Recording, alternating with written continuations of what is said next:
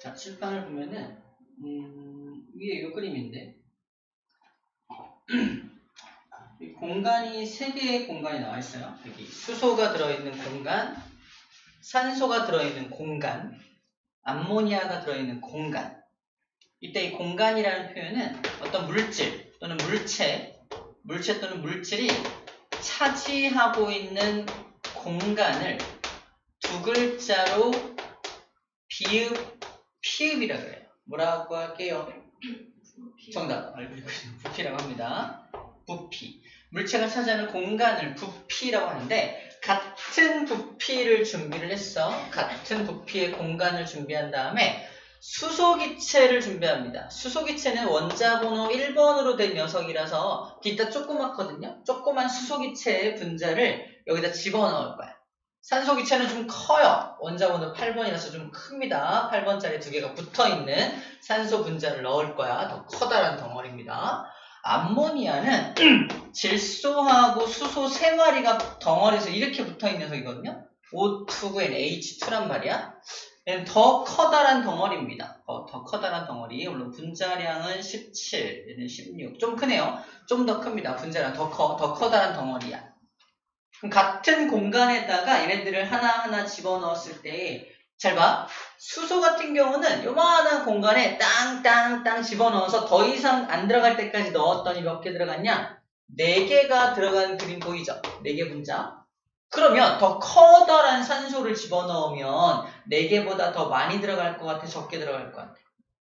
왠지 적게 들어갈 것 같잖아? 하지만 신기하게 똑같이 4개가 들어갑니다.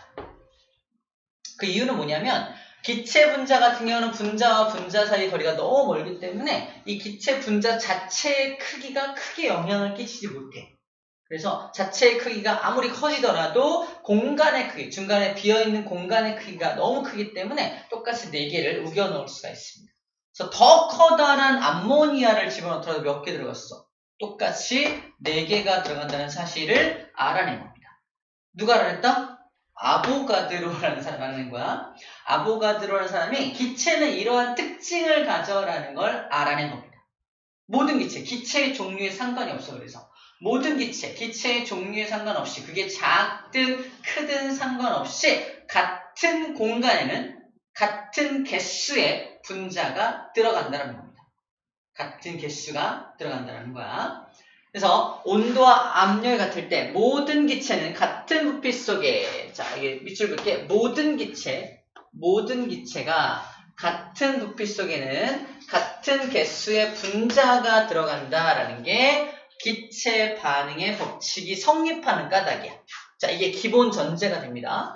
아보가드로 법칙을 우리가 먼저 알고 있다는 전제하에 오늘 배울 기체 반응의 법칙이 뭔지가 이해가 된다. 이런 말을 하고 있는 거예요.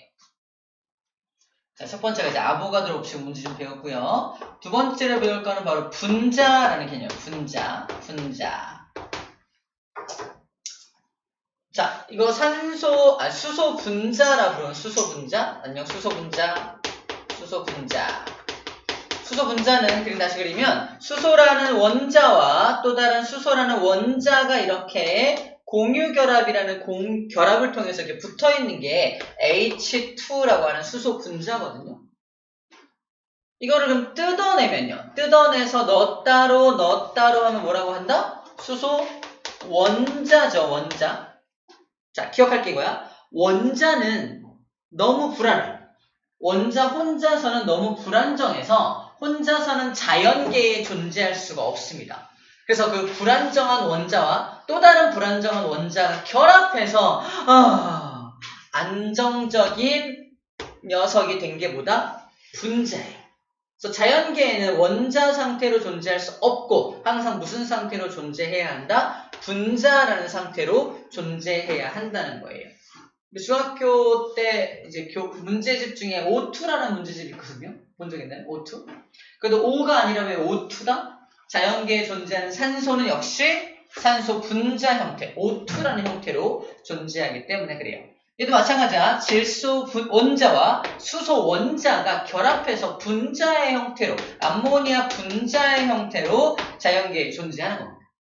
그래서 실험을 할 때 이렇게 실험을 해야 실험을 하자. 실험할 거야! 여기서 수소 기체 좀 갖고 와봐 이런다고. 수소 원자를 이렇게 쓰면 돼야 안 돼요. 수소 원자 가지고는 실험을 할 수가 없는 거야. 자연계에는 수소 원자가 존재하지 않아. 수소 분자가 존재하지. 이걸 실험적으로 뜯어내야 원자가 되는 거야. 그래서 실험을 할 때는 수소 좀 갖고 와봐. 그럼 뭘 갖고 온다? 수소 분자 H2를 갖고 와야 되는 겁니다. 자, 얘랑 산소를 좀 반응시켜봐. 그럼 뭐라 한다? 산소 분자를 반응시켜야 되는 거야. 그래서 자연계에는 산소 원자가 존재하지 않으니까. 그래서 둘이 만나게 해서 전기를 가면 뭐가 만들어지냐? 우리 물 분자가 만들어지거든요. 이때 물 분자가 만들어져요. 물 원자라는 말은 또 없겠죠. 그러다 보니까 얘가 자 반응 전 했던 거야. 반응 전에 원자의 총 개수와 반응 후에 원자의 총 개수가 같아야 되기 때문에 여기다 E라는 걸 쓰고 여기다 E라는 걸 쓰면은 총 원자의 개수가 맞았었던 거죠. 이게 바로 질량 보존 법칙과 일정 성분비 법칙이 맞았던 이유였습니다. 자연계는 원자가 아닌 분자 형태로 존재해야 한다는 거야. 자, 그래서 수소 분자, 산소 분자, 암모니아 분자는 같은 온도, 같은 압력에, 같은 부피라면 같은 개수의 분자들이 들어간다는 게 아보가드로의 법칙입니다. 자, 기체의 종류에 상관이 있다, 없다? 상관없다. 기체의 종류에 관계없이, 기체의 종류에 상관없이 이 모든 것들은 다 이 법칙에 맞아 들어간다라는 겁니다. 자, 그렇다면 기체 반응의 법칙은 뭐냐? 자, 이 그림을 좀 볼게요. 그냥 실험적으로 이렇게 실험을 해보는 거야. 수소를 두 부피를 준비해. 예를 들어서 수소를 20ml를 준비합니다. 그리고 산소를 잔뜩 준비해. 산소를 잔뜩 준비한 다음에 반응을 빠지지직 시켰더니 수증기가 20ml가 생겨나요. 수소를 20ml 준비하고 산소를 잔뜩 준비한 다음에 막 반응시켰더니 수증기가 20 생겨났어. 그럼 반응한 산소가 있나 없나 봤더니 산소가 이만큼 준비한 것 중에 10ml만 반응을 한 겁니다. 20ml와 10ml가 만나면 이거는 질량 보존 법칙 아니야. 공간의 크기 때문에 20ml랑 10ml가 이렇게 만나가지고 20ml를 만들 수 있습니다. 이 공간은 그래요. 그래서 20ml와 10ml가 만나서 20ml의 수증기가 만들어져요. 그래서 수소 20ml는 항상 산소 10ml랑 반응해서 수증기 20ml를 만들어내는 거예요.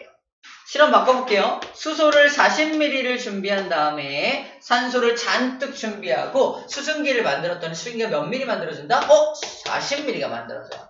이때 반응한 산소가 몇 ml가 봤더니 20ml가 반응한 걸 확인했습니다. 마찬가지로 수소하고 산소가 몇 대 몇으로 반응했다? 2대 1로 반응하고 있다는 걸 알 수 있습니다. 자, 기체의 부피야. 기체의 부피가 이 부피가 반응할 때 수소 2부피는 항상 산소 1부피와 반응하여 수증기 2부피를 만들어낸다. 라는 게 수증기가 만들어질 때 항상 기체는 저렇게 결합해서 수증기를 만들어 라는 법칙이 바로 기체 반응의 법칙이야.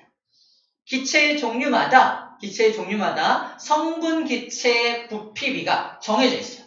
하나 볼게요. 암모니아 20ml를 만들려면은 뭐가 필요하다? 암모니아가 NH3잖아. 질소 기체와 수소 기체가 필요하지. 신기하게도 질소 기체가 10ml가 들어갈 때 수소 기체가 30ml가 들어갑니다. 항상 수소 30하고 질소 10이 만나서 암모니아 20을 만들어. 항상 그래요. 암모니아를 20 만들기 위해서는 뭐가 수소 30과 질소 10이 필요하더라라는 것이 기체 반응의 법칙입니다. 그래서 이게 부피비이기 때문에 3대 1대 2로 반응해. 수소, 산소, 수증기는 항상 2대 1대 2로 반응해. 기체, 내가 만들고자 하는 기체가 무엇이냐에 따라서 그 성분 기체가 몇 대 몇으로 서로 결합하는지가 정해져 있다는 겁니다. 기체마다 이게 정해져 있는 것이 기체 반응의 법칙이야. 쌤, 그럼 이거랑 아까 좀 아까 배웠던 아보가드로 법칙하고 무슨 상관이 있나요? 봐봐. 그동안 배웠던 질량 보존 법칙, 일정 성분비 법칙이 그대로 적용된다는 걸 보여줄게요. 봐봐. 내가 지금 수소를 준비합니다. 수소가 자연계의 원자 상태로 존재할 수 없죠. 분자 상태로 존재하죠. 수소를 그러면 하나만 준비해보자. 수소 하나 준비했어. 내가 산소랑 반응식과 산소를 이렇게 준비했습니다. 그랬더니 물이 만들어지죠. 물은 이렇게 결합된 게 물입니다. 자, 이거 맞아요? 틀려요? 틀렸어. 왜 틀렸죠? 반응이 일어나기 전에 원자의 총 개수와 반응이 일어난 후에 원자의 총 개수가 같아야 되는데 원자의 총 개수가 다르지. 왼쪽에 산소 하나가 없어졌잖아. 그치? 산소 하나도 여기 쓰여져야 합니다. 다시 말해서 수증기가 한 분자가 더 만들어져야 돼. 산소가 쓰이는 거야. 그러다 보니까 수소가 두 개가 더 필요하지. 그래서 수소가 한 분자가 더 필요하게 되는 겁니다. 다시 말해서 수소 두 분자, 산소 한 분자가 결합해서 수증기 두 분자가 만들어지는 거야. 자, 아보가드로 법칙이 뭐였죠? 같은 공간에 같은 개수의 분자가 들어간다는 거지. 그래서 얘 두 분자를, 야, 너는 여기 들어가 하나, 너는 여기 들어가. 자, 요만한 박스라는 한 공간에 분자가 하나가 들어간다라고 가정해 본다면, 이렇게 하나, 얘도 여기 하나가 들어가면 되겠죠. 아까 수소 분자 두 개가 필요하니까 두 개의 공간을 차지하게 된 거야. 산소가 한 부피, 산소 분자가 하나 필요하죠. 산소 분자가 하나니까 마찬가지로 여기 분자가 이렇게 들어가면 되니까 공간은 하나의 공간만 있으면 됩니다. 자, 이건 한 분자가 하나의 공간을 차지한다.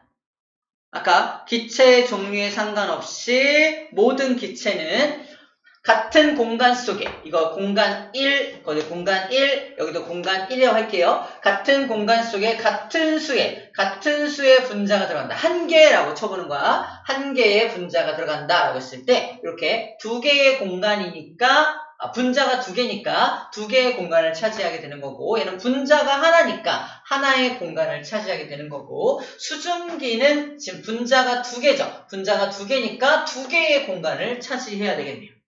그래서 우리 분자 두 개가 산소 분자 하나랑 만나서 수증기 두 개를 만들 때 기체의 부피도 어떻다?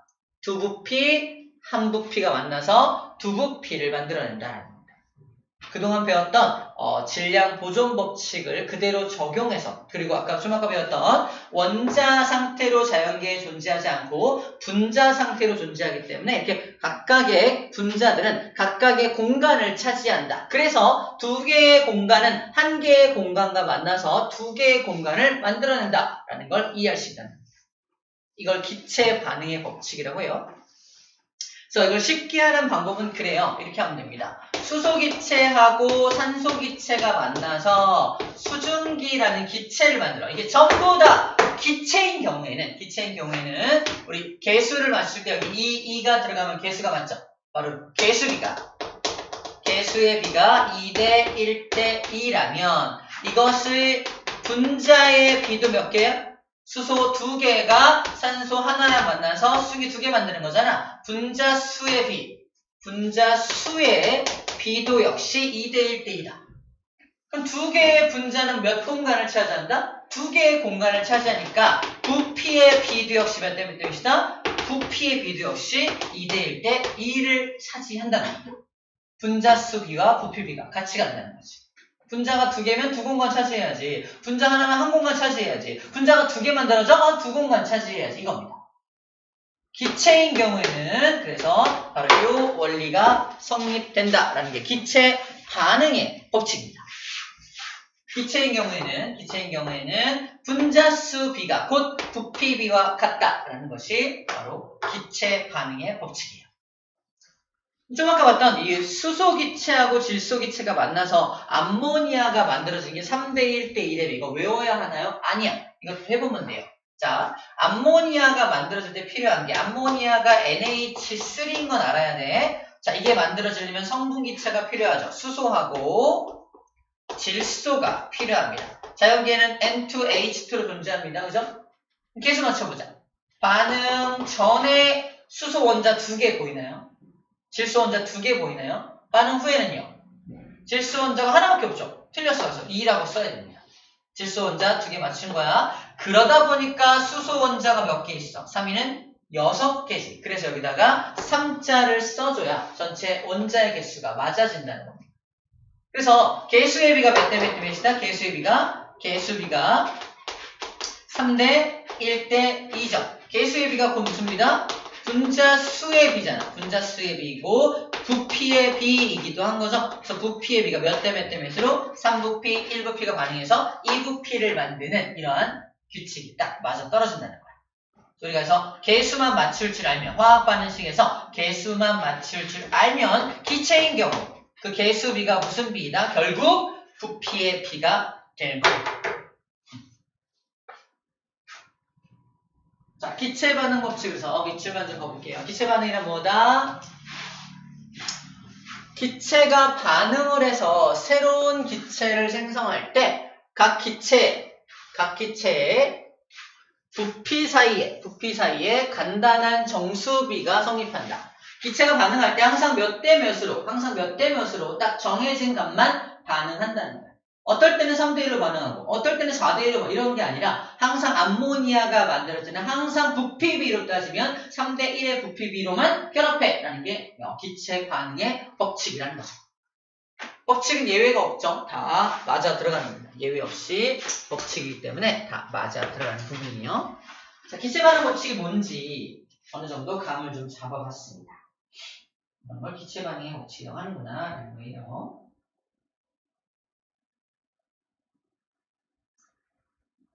자, 그래서 암모니아까지 봤고요. 하나 더 볼게요. 하나 더. 염화수소 생성 반응. 어떤가?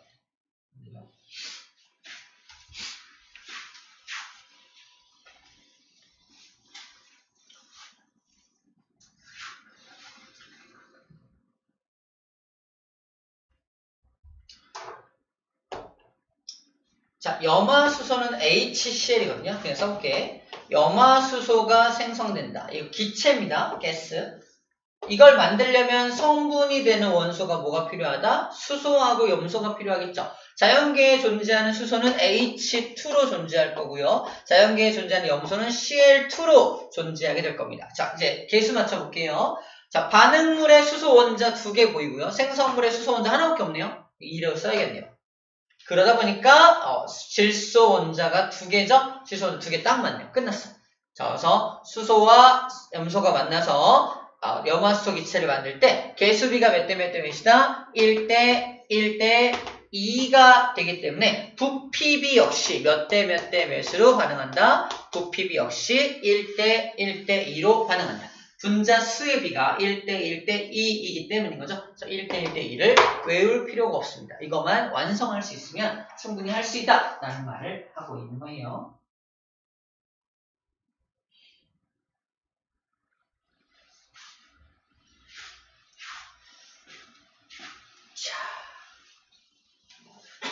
우리가 아까 분자라는 개념을 도입해서 했기 때문에 이미 답을 알고 있는데 만약에 자연계에 분자로 존재하지 않는다면 이상한 문제가 생깁니다.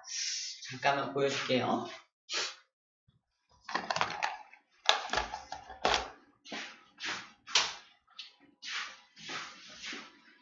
수소하고 산소가 만나서 수증기를 만드는 이런 반응에서 다짜고짜 수소,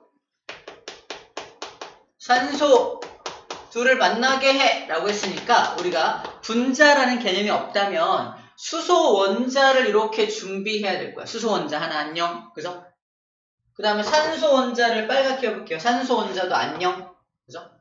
산소 원자가 만났어. 그래가지고 물 분자를 만들어야 돼. 물 분자는 수소 하나에다가 산소 하나에다가 수소가 달라붙은 거잖아. 이렇게 달라붙으면 되나요? 만들어지는 건가?